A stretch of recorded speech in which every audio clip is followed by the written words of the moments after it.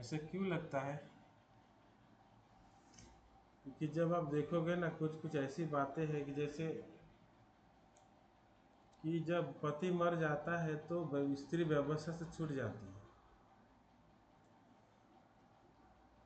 तो क्या लिखा है, हे भाइयों, क्या तुम नहीं जानते, मैं व्यवस्था के जानने वाले से कहता हूँ कि जब तक मनुष्य जीवित रहता है तब तक उस पर व्यवस्था की प्रभुता रहती है। तो मनुष्य जब तक जिंदा है तब तक व्यवस्था का प्रभुता, मतलब व्यवस्था का शासन उसके ऊपर है, क्योंकि विवाहित स्त्री व्यवस्था के अनुसार अपने पति के जीते जी उससे बंधी है।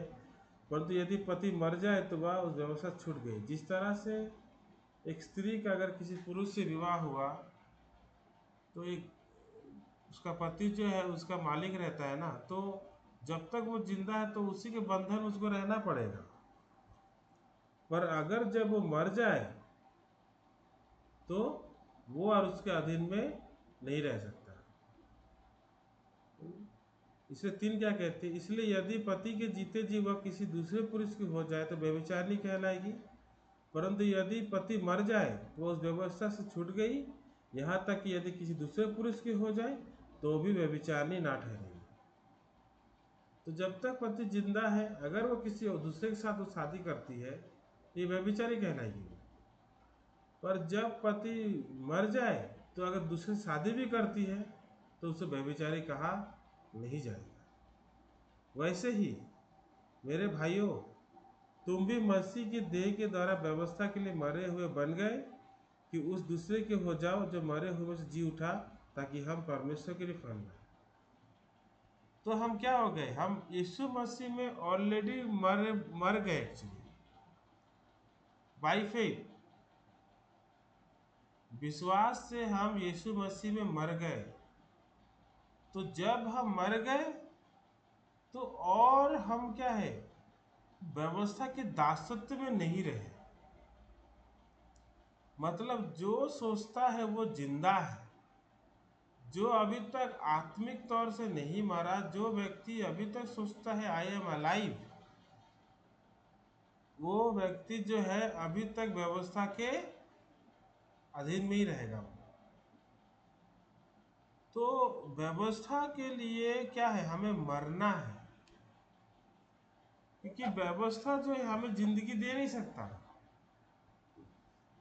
तो अब बाइबल पूरा साफ कहता है कि वी आर ऑलरेडी डेथ, हम मर गए। तो जो मर गया ऑलरेडी, उसका क्या व्यवस्था से कोई नाता होगा क्या? अभी पकड़ लीजिए, मेरा दोस्त किसी के साथ दुश्मनी था,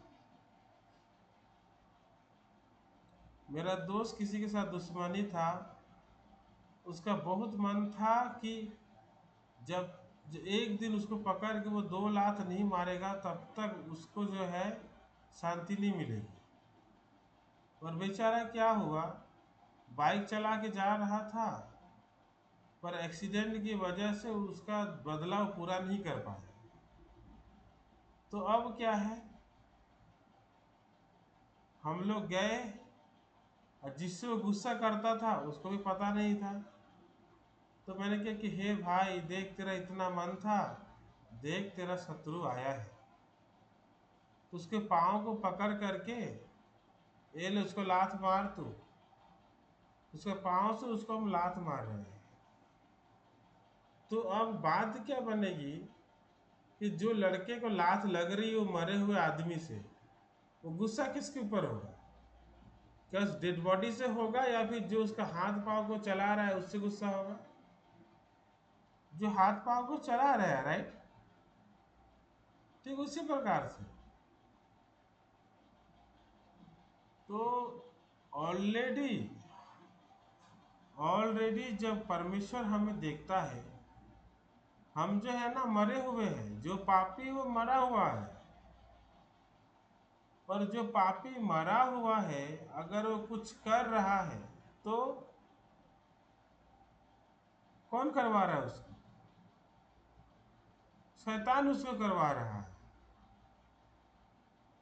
पर प्रॉब्लम क्या है, हम क्या सोचते हैं, मैं कर रहा हूं। एक्चुअली इंसान या तो दुष्ट आत्मा से चलता है या तो पवित्र आत्मा से चलता है, सीधा बात, इसमें कोई भी डाउट नहीं है। हम सब कहते हैं, बचपन सुनते आए हैं, एक है पवित्र आत्मा, एक है शैतान की आत्मा।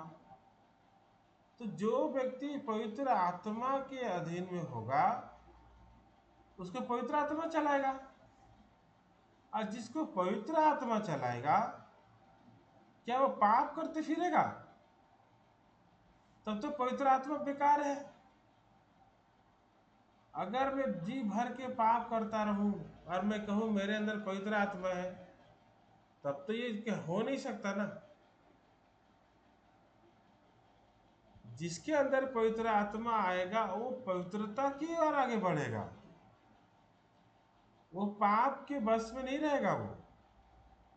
पर जिस व्यक्ति के अंदर पवित्र आत्मा नहीं होता वही व्यक्ति पाप करते रहता है।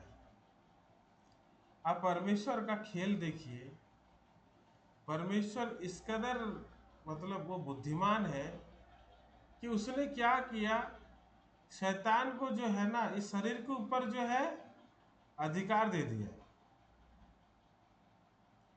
ताकि इस शरीर से हमेशा हम परमेश्वर के विरुद्ध में योजना बनाते रहे और परमेश्वर के विरुद्ध में जाते रहे। और उसने अपना आत्मा भी डाल दिया जब हम उद्धार पाए। तो अब क्या होती है, अभी दोनों में लड़ाई होती रहती है। शरीर कहता है पाप करो पाप करो पाप करो, और आत्मा कहता है अरे तुझे पाप करेगा तो परमेश्वर को कैसा लगेगा? क्या परमेश्वर तुझे इसलिए उद्धार दिया है कि तू जाके बेशा खाने बैठेगा? है कि नहीं? शरीर बोलेगा अरे वही जा जा चोरी करने जा, पर पवित्र आत्मा क्या बोलेगा? तू चोर थोड़ी है, तू तो पवित्र है। तीन आपस में दोनों में ऐसा कोलाइडिंग होते रहता है। तो हम तो चॉइस करने वाले हैं, हम किसे चॉइस करते हैं?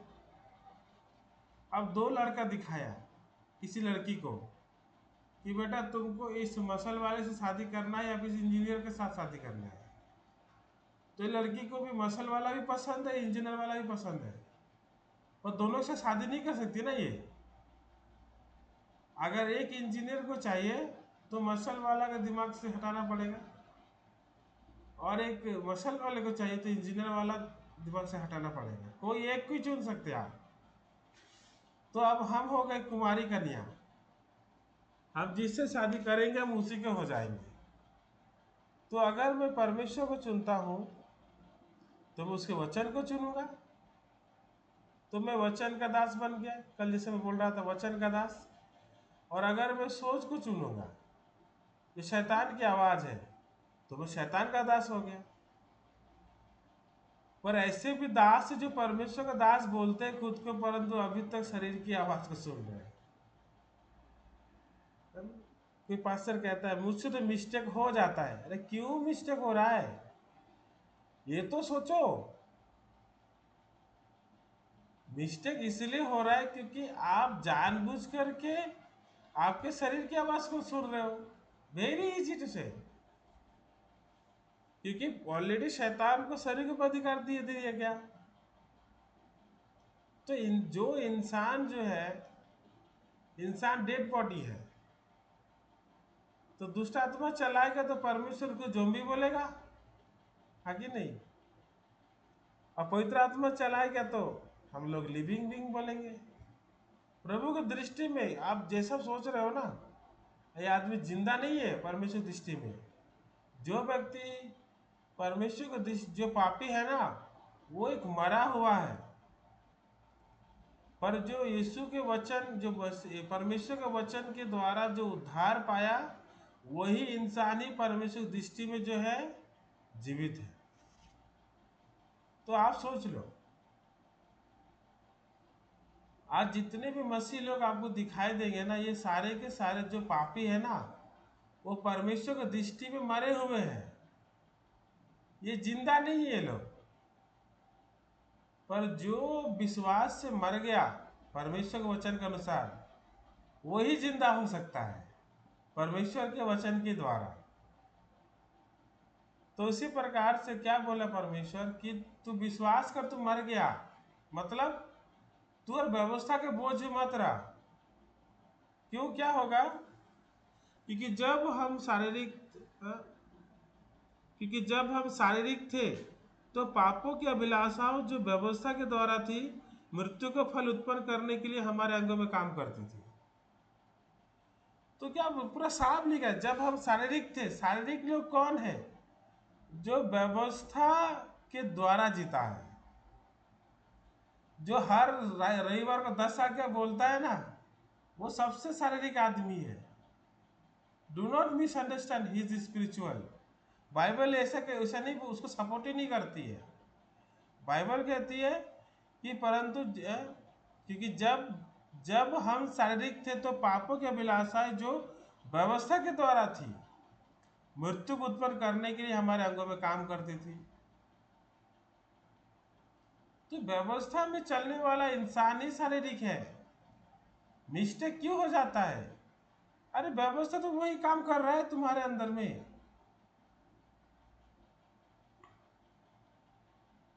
पापों की अभिलाषा व्यवस्था ही उत्पन्न करता है। देखो ऐसा बोल रहा है, सोचो हाउ मच डिस्पाइस। कभी पढ़ता तो बहुत दया आता है मुझे व्यवस्था के ऊपर, समझ में आया आपको? पर ऐसा नहीं है, अब आगे पढ़ोगे तो समझ में आएगा। परंतु जिसके बंधन में हम थे उसके लिए मरकर व्यवस्था से ऐसे छूट गए कि लेख की पुरानी रीति पर नहीं परंतु आत्मा की नई रीति पर सेवा करते हैं।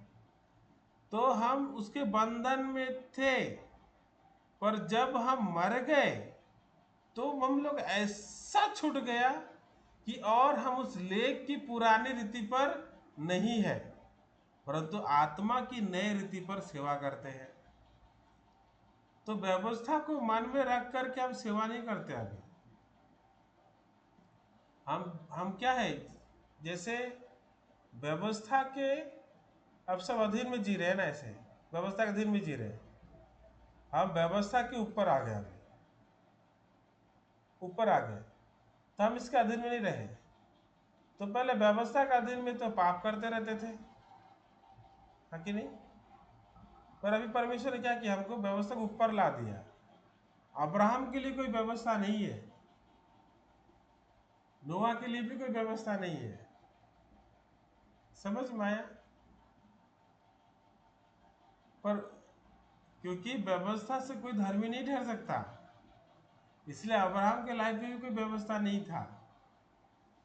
वेरी क्लियर, वो विश्वास से धर्मी ठहरा, व्यवस्था से कोई धार्मिक नहीं ठहर सकता। तो इसीलिए अगर आप जाओगे ना रोमियो गलातिया 2:21 में क्या लिखा है, एकदम साफ से लिख दिया, मैं परमेश्वर की अनुग्रह को व्यर्थ नहीं ठहराता, क्योंकि यदि व्यवस्था के द्वारा धार्मिकता होती तो मसीह के मरना व्यर्थ है। अगर व्यवस्था के द्वारा धार्मिकता मिलता, धर्मी हम हो जाते, तो यीशु मसीह का मरना बेकार है। तो सोचो यीशु मसीह का मृत्यु कितना कीमती है तब, कि उसके मृत्यु के द्वारा ही हम धर्मी ठहरे हैं।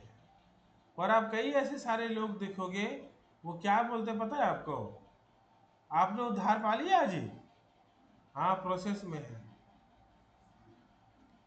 प्रोसेस में है। अब वो कब तक पहुंचेगा उसका कोई गारंटी नहीं है। आप बीच में एक्सीडेंट होके मर गया तो प्रभु को जाके क्या बोलेगा, प्रभु मैं प्रोसेस में था, प्रभु मैं प्रोसेस में था।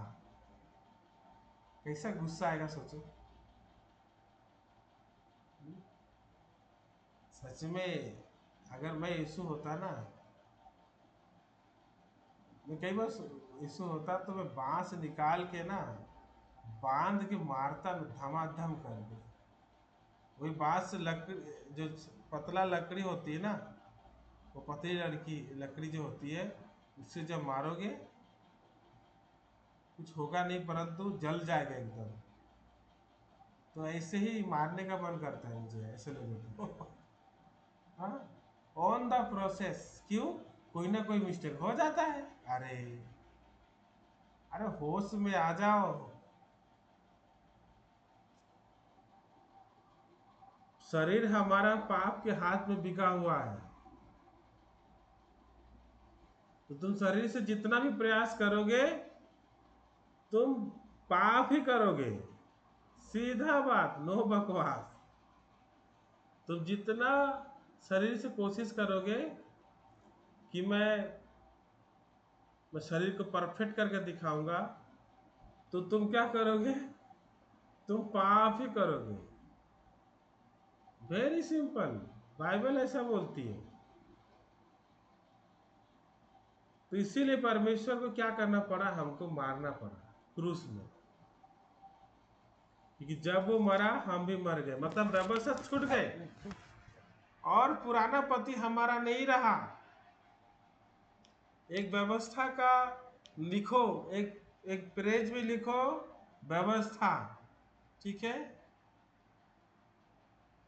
व्यवस्था मेरा पति, ठीक है, मर गया और उसको दीवार में टांग के माला चढ़ा दी। इसका मतलब यही है, अब तुम व्यवस्था के अधीन में नहीं रहा। तू मर गया मतलब व्यवस्था से छूट गया। या तो आप अपना ही माला फोटो डाल के माला डाल दीजिए और साइड में लिखी फोटो लगाइए साथ में व्यवस्था को, ठीक है? तो मैं जब जिंदा था तो व्यवस्था मेरा पति था, पर मैं मर गया। जब भी फोटो को देखे तो व्यवस्था नाम का एक जस्ट एक साइन बनाइए पीछे तरफ। नहीं, एक काम कीजिए, कोई आदमी का खाली फोटो लीजिए और फोटो को डिलीट करके ना उसका पूरा कपड़े उपड़े सब गायब कर दीजिए भूत के जैसा, ओनली लाइन, और उससे व्यवस्था व्यवस्था व्यवस्था व्यवस्था व्यवस्था व्यवस्था व्यवस्था व्यवस्था लिख दीजिए और अपने फोटो में आप दिखाइए कि आप मर गए हो। तो अब व्यवस्था आपका पति नहीं रहा ना, जस्ट फॉर द जॉकिंग।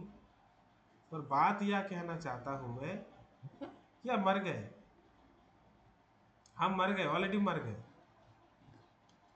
तो जब हम मर गए तो और हम कैसे दास रहेंगे? तो इसीलिए क्या बोलता है, परंतु जिसके बंधन में हम थे उसके लिए मरकर अब व्यवस्था से ऐसे छूट गए, मतलब इस तरह से हम छूट गए हैं, ऐसे छूट गए, मतलब समझ रहे हैं आप कि मतलब निकल नहीं पा रहे थे आप, ठीक है?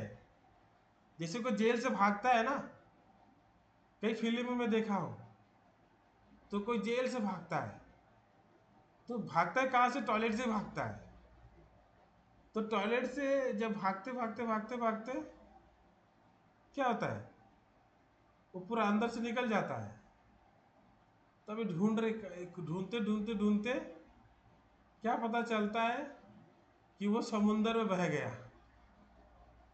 और वो ऐसा बह गया कि दिखाई भी नहीं देता है। समझ रहे हैं ना? ठीक उसी प्रकार से तो आप जेल से ऐसा निकल गए हो कि अब रिटर्न नहीं जाओगे। तो फिर साथ में क्या बोलता है, तो हम क्या कहें? क्या व्यवस्था पाप है? कदापि नहीं, वरन बिना व्यवस्था के मैं पाप को नहीं पहचानता। व्यवस्था यदि यह नहीं कहती लालच मत करो, तो मैं लालच को नहीं जानता। यहाँ पर भी कुछ टाइम इंसल्ट लगता है मुझे, परंतु ये व्यवस्था को पाप बोल दिया। लोग व्यवस्था को उद्धार का मार्ग सोच सोच के जी रहे अभी, एकदम कैलेंडर में भी 10 आ गया, बाथरूम में भी 10 आ गया, उठते बैठते जहां देखते 10 आ गया, तो उसको ऐसा बोल रहा है व्यवस्था पाप है क्या? नहीं नहीं, व्यवस्था के द्वारा ही मुझे पता चला कि लालच करना पाप है। अगर व्यवस्था अगर मुझे नहीं बोलता कि व्यभिचार करना पाप है, तो मैं पाप को नहीं जानता ना। तो एक बहुत बड़ा रोल है व्यवस्था का हमारी जिंदगी में, हमें अलर्ट करना, हमें समझाना कि देखो लालच पाप है और तुम लालची हो।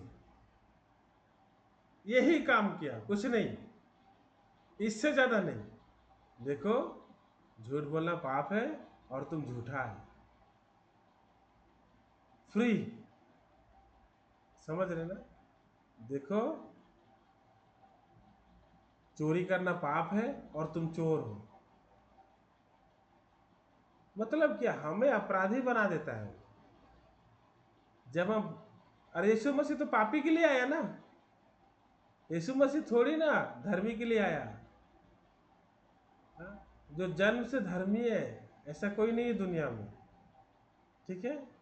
पर कुछ लोग हैं वो सोचते हैं कि वो धर्मी है। कैसे? वो जब थोड़ा स्ट्रिक्टली जीते हैं ना, कुछ अच्छा काम करते हैं, तो उनके मन में क्या आता है, somehow I am righteous. मतलब क्या है, एक्चुअली सब पापी होके जन्मा है, सब लालची है, पर उनके मन में क्या चलता है, प्रभु में लालच कर दिया, प्रभु मैं लालच कर दिया, मतलब मैं लालची नहीं हूं। वो प्रार्थना करेंगे वो लोग, परमेश्वर मैं पापी हूं, पर सच में जब उनका मन देखोगे ना, ये पापी नहीं है। अगर ये पापी होते तो इनको उद्धार मिल जाता, पर ये पापी नहीं है ना, ये लोग, ये तो अच्छे लोग हैं। जैसे ये प्रार्थना करें क्या बोलेंगे, परमेश्वर मैंने झूठ बोल दिया, तो मैं झूठा हूं ये मान लेना सच में ये कन्फेशन है, पर मैं झूठ बोल दिया ये कन्फेशन नहीं है। तो रियल कन्फेशन क्या है, मैं झूठा हूं, मैं झूठ के अलावा कुछ नहीं बोल सकता, मैं जितना भी प्रयास करूं मैं अपने आप से धर्मी नहीं ठहर सकता। तब ऐसे ये व्यक्ति को कहा जाएगा सच में ये कन्फेशन किया। तो जो एक बार हृदय से झूठा बन गया, तो क्या वो कुछ कह पाएगा आगे जा करके? कुछ नहीं कह पाएगा, उसके मन में ऑलरेडी न्याय आ चुका। तब यीशु का लहू का कीमत वो पहचानेगा कि हाँ, मेरे जैसे झूठा को परमेश्वर ने उद्धार कर दिया, तो वो पूरा जिंदगी उसके कुर्बानी को, उसके बलिदान का आभारी होकर के जी सकता है। पर जो लोग कहते हैं ना मैं गलती कर दिया, मैंने झूठ बोल दिया, इनका सिर्फ मुंह मुंह भर ऐसा है, मुंह में ये पापी बनते हैं, पर मन इनका बहुत ऊंचा है, तो इनका मुंह स्वर्ग में जाएगा ऐसा नहीं। परमेश्वर हाथ निकालेंगे, एक घुसा मारेंगे मुंह ही को। तो इसलिए क्या कहता है कि मैं लालच को नहीं जानता, अगर व्यवस्था नहीं कहती कि लालच है, लालच मत कर। तो व्यवस्था का ये रोल है, इसलिए 8 का लिखा है, परंतु पाप ने अवसर पाकर आज्ञा के द्वारा मुझको सब प्रकार का लालच उत्पन्न किया, क्योंकि बिना व्यवस्था पाप मुर्दा है। तो पाप जो है वो अवसर पा करके आगे के द्वारा मुझे सब प्रकार का लालच उत्पन्न किया। तो जब व्यवस्था आया ना, तो पाप क्या किया, वो हमारे कैरेक्टर को दिखा दिया, क्योंकि बिना व्यवस्था पाप मुर्दा है। अगर व्यवस्था नहीं होती तो पाप का पता नहीं चलता, क्योंकि व्यवस्था आया तब जाके पाप का पता चला कि वो हमारे अंदर है। बिना व्यवस्था हम क्या थे, जिंदा थे।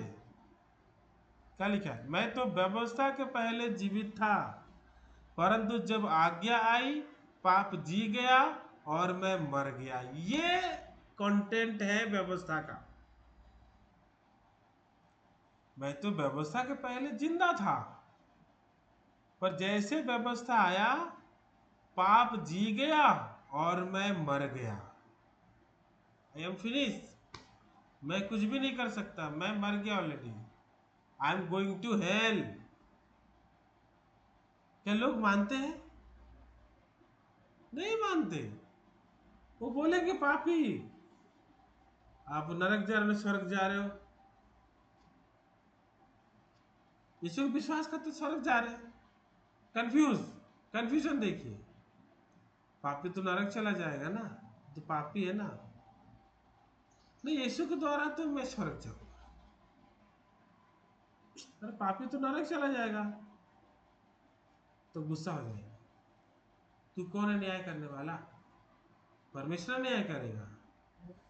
अब बताओ, ऐसा कोई क्वेश्चन अगर आप लिख दो परीक्षा में जो किताब में छपाई ना हो, तो क्या आप अन्यायी नहीं ठहरोगे? अगर परमेश्वर का वचन, ये बाइबल का वचन है, और अगर परमेश्वर ने बाइबल के बाहर कुछ ऐसा कुछ कह दिया स्वर्ग में, तो सीधा हम क्या बोलेंगे? तो परमेश्वर है ना शैतान है, सीधा बात है कि नहीं? तो परमेश्वर अन्यायी नहीं है। परमेश्वर जो बोला है हर चीज को बाइबल में बोल दिया है। अगर आप उसको ढूंढ के निकालोगे तो आपके सारे जवाब वो दे देगा। शैतान धोखा देता है, परमेश्वर धोखा नहीं देगा। शैतान खुद को प्रकट करना नहीं चाहता, पर परमेश्वर ने अपने आप को वचन में पूरी 100% प्रकट करके रख दिया। चाहे वो दिखाई ना दे, पर बाइबल जब पढ़ोगे ना वो आपको उपस्थित लगेगा। क्योंकि परमेश्वर जो है ना कुछ भी आउट ऑफ सिलेबस नहीं पूछेगा। तो सिलेबस जितना है सब बाइबल में ही है। पर जो व्यक्ति सोच रहा है ना मृत्यु के बाद बड़ा सा एलसीडी में मेरा न्याय होगा, मैंने क्या क्या दिखाया जाएगा, वो दुनिया का सबसे बड़ा पागल है। सबसे बड़ा पागल है, क्योंकि उसको कुछ नहीं मालूम।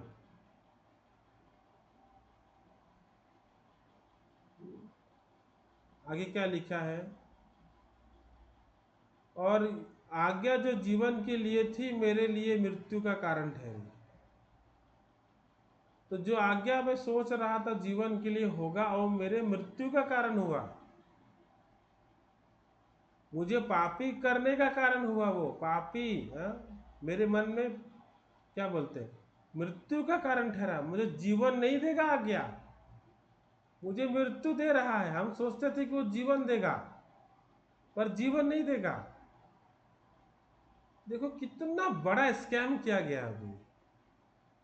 शैतान ने कितना बड़ा स्कैम कर दिया लोगों के माइंड में कि व्यवस्था जीवन नहीं देगा, वो मृत्यु ठहरा, मृत्यु के कारण ठहरेगा।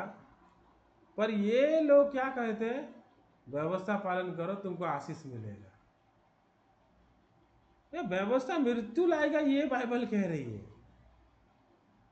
अरे तेरी, अब मुझे दुख ये होता है लोग ऐसे लोगों को भी रिस्पेक्ट कर रहे हैं। ये बहुत दुख लगता है। उनको मेरा सरमन सुनना चाहिए, एक्चुअली सुनना चाहिए। देखो बाइबल में क्या लिखा है। एक्चुअली मेरा सरमन भी नहीं है ये, पता नहीं परमेश्वर पूरा एकदम साफ साफ आईने की तरह दिखा देता है मुझे। तो मैं सारे लोगों को मैं खड़ा कर देता हूँ, पढ़ते ही खड़ा कर देता हूँ मैं कितना धोखे में था, मेरे साथ कितना बड़ा स्कैम किया गया। बहका बहका के, डरा डरा के ऑफरिंग लिया गया। दिन रात मैं सो नहीं पाया, हर समय मुझे बोझ में डाला गया। कितना बड़ा धोखा हुआ मेरे साथ। पर अभी लोग धोखा खा के भी कितना मजे में है, सोच के देखो। दिमाग मतलब क्या हिस्सा बहक गया इनका। इसलिए सच्चा का गवाह मैं देता हूं तो लोग सुनना नहीं चाहते, पर जो झूठ बोल रहा है सामने आकर के, जो आदमी खुद झूठ बोलता है, वो बोल रहा है झूठ मत बोलना, हाँ बेटा झूठ मत बोलना, हाँ, उसका सुनने में कितना अच्छा लग रहा है इनको। और मैं बोल रहा नहीं देखो मैं झूठा हूं, तुम भी झूठे हो। और हमारे जैसे झूठे के लिए यीशु मसीह क्रूस पे बलिदान हुआ और हमारे पापों को धो करके हमें धर्मी किया है। हमारे जैसे झूठे मक्कार व्यभिचारी को बचाने के लिए यीशु मसीह आया और क्रूस पे बलिदान होकर के हमारे पापों को धो दिया। तुम उसका एहसान मानो, तुम उसके लहू का जो है जय जयकार करो और कहो कि उसके लहू के वजह से मैं धर्मी हूं, उसके लहू के कारण मैं पवित्र हूं, उसके बलिदान के द्वारा मैं पवित्र किया गया हूं, तुम उसकी महिमा करो। तो लोग मुझे क्या बोलते हैं, ये तो झूठा है। देखो जो सच बोलेगा वो झूठा ठहर जाएगा, और जो दिन दहाड़े पुलपिट में खड़ा होकर झूठ बोलेगा वो सच झूठा। Oh my God. तो आगे क्या लिखा है, क्योंकि पाप ने अवसर पाकर आज्ञा के द्वारा मुझे बहकाया और उसी के द्वारा मुझे मार भी डाला। तो पाप जो है ना अवसर पाकर मुझे बहकाया, अरे कोशिश करो कोशिश करो, पर उसी के द्वारा मुझे मार भी डाला। तो ये मारने का काम करता है, व्यवस्था मारने का काम करता है, जिंदगी नहीं देता। आगे क्या लिखा है, इसलिए व्यवस्था पवित्र है और आज्ञा भी ठीक और अच्छी है। ये तो जैसे पूरा एकदम, जैसे क्या बोलूं, मैंने कुछ तीर मार दिया सीने में।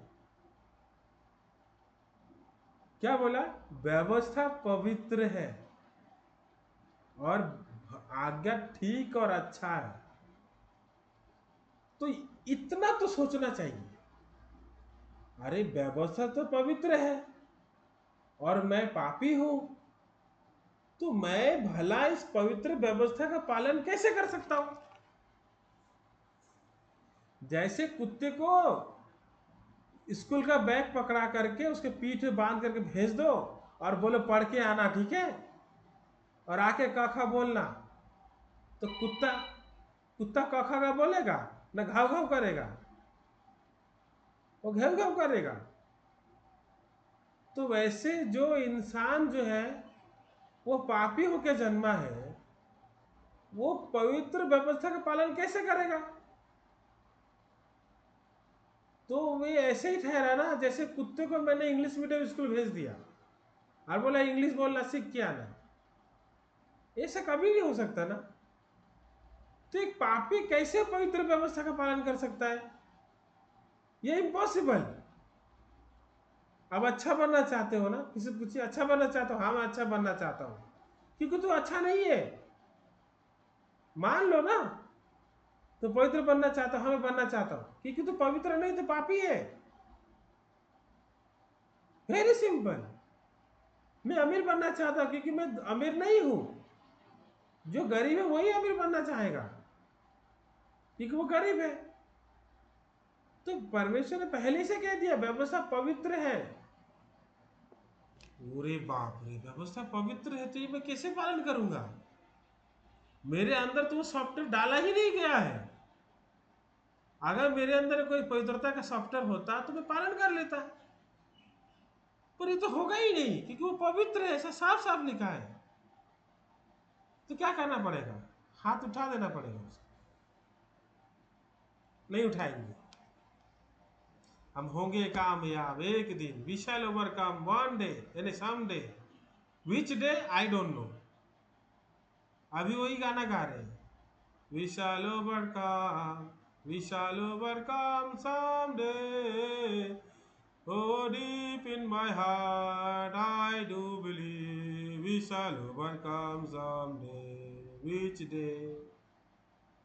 বাংলায় বলতে হয়, আমরা করব জয়, আমরা করব জয় একদিন, ও এই আশা মনে রাখিব করে, আমরা করব জয় একদিন, हम होंगे कामयाब, हम होंगे कामयाब एक दिन। किस दिन? कभी नहीं होगा, इम्पॉसिबल। क्यों? व्यवस्था पवित्र है, सीधा बात। जब परमेश्वर ने व्यवस्था दिया ना, उसने अपने स्टैंडर्ड के अनुसार दिया है। जितना वो पवित्र है उतना व्यवस्था भी पवित्र है। तुम क्या परमेश्वर हो जो व्यवस्था पालन करके दिखाओगे? इम्पॉसिबल। परमेश्वर जब व्यवस्था दिया उसके लेवल के अनुसार दिया उसने, ताकि हम अपने आप को जान सके कि हम कितने बड़े अपराधी हैं और हम कहाँ जा रहे हैं। तब हम उससे मांगे, प्रभु दया करो। गाना गाते, दया करो प्रभु करो आशीर्वाद। पर बोलेंगे क्या? प्रभु मुझे माफ कर दो मैं आगे जाके नहीं करूँगा। मुंह में बोलते हैं पर मन उनका ऐसा नहीं है। बहुत ऊंचा है मन, बहुत ऊंचा है।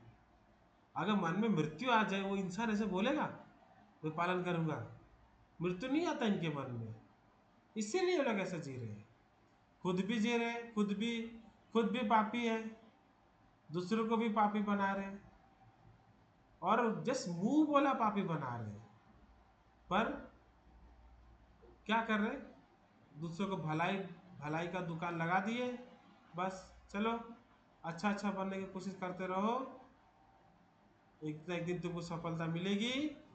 कब मिलेगी नहीं पता, मैं भी तो नहीं हो पाया, तुम कब होगे क्या गारंटी है?